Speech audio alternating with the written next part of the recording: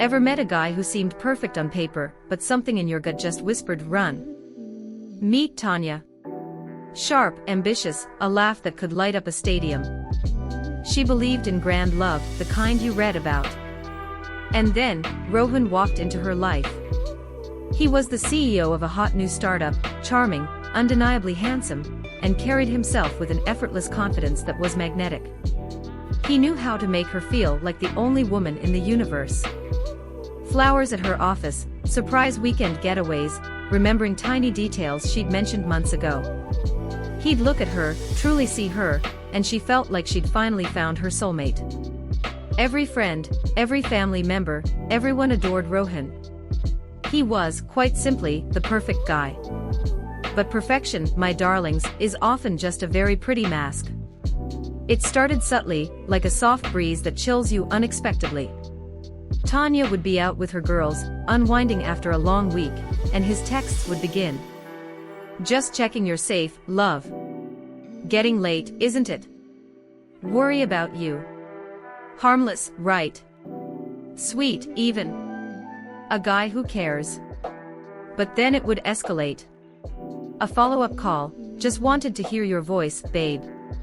You know how much I miss you. Making her feel guilty for being out, for having a life outside of him. Her friends would joke, Rohan tracking you again. Tanya would just laugh, a little too quickly. He just cares, she'd insist, even as a tiny knot of discomfort tightened in her stomach. Then came the phone. One evening, scrolling through Instagram together, he playfully snatched it. Let's see what scandalous DMs you're getting, Miss Popular, he joked, his eyes scanning her screen a little too intently. A few days later, it wasn't playful. Who's this guy commenting on your photo, he'd ask, his tone flat, almost accusing. Just a colleague, Rohan. Are you sure?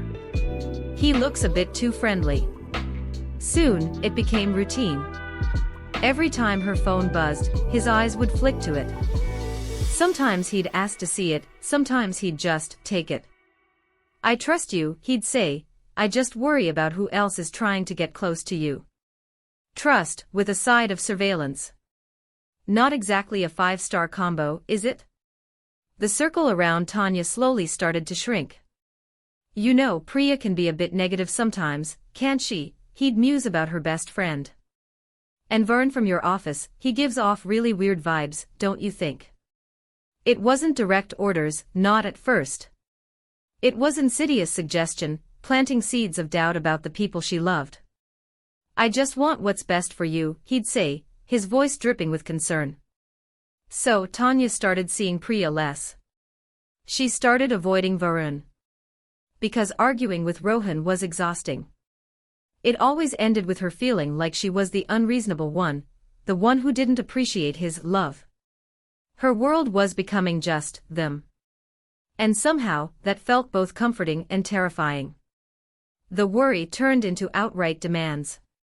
You're going out with your cousins tonight. I don't think that's a good idea, you looked tired yesterday.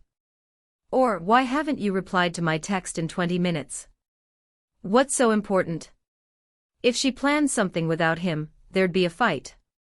Not a loud, shouting fight, but a chillingly calm one where he'd dissect her intentions, make her feel selfish, ungrateful.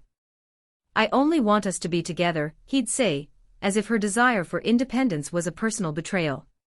She found herself lying, making excuses, walking on eggshells. Tanya, the woman who lit up rooms, was now dimming herself to fit into Rohan's carefully constructed world. She felt like she was drowning in his love. The turning point came on her birthday. Tanya had planned a small dinner with her closest friends, the ones Rohan had systematically tried to alienate. He arrived late, his face a mask of annoyance. Sorry, traffic was crazy, he said, but his eyes were fixed on her phone, which was on the table. Later, as she was laughing with Priya, he pulled her aside. You spend more time with them than you do with me, he hissed, his voice low, menacing.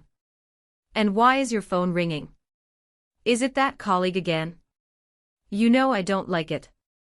Something snapped. It wasn't love. It was ownership. It was suffocating. Looking at his perfect, handsome face, all she saw was a jailer and she, his prisoner. The mask had finally fallen, and the monster beneath was utterly terrifying. It wasn't easy. He guilt-tripped, he cried, he promised to change, he even threatened. But Tanya had seen the truth. She remembered the vibrant woman she used to be, before Rohan's love had painted her into a corner. She walked away. It was messy, it was painful, but with every step she took, the knot in her stomach began to unravel. Her friends, the ones he'd tried to push away, were there to catch her. Rebuilding her life, reclaiming her space, her choices, felt like learning to breathe again. Sometimes the most dangerous red flags aren't bright and waving. They're woven so subtly into the fabric of perfection, that you don't see them until you're completely entangled. Always trust that tiny whisper in your gut because it's probably screaming the truth. Your freedom is not a luxury, it's non-negotiable.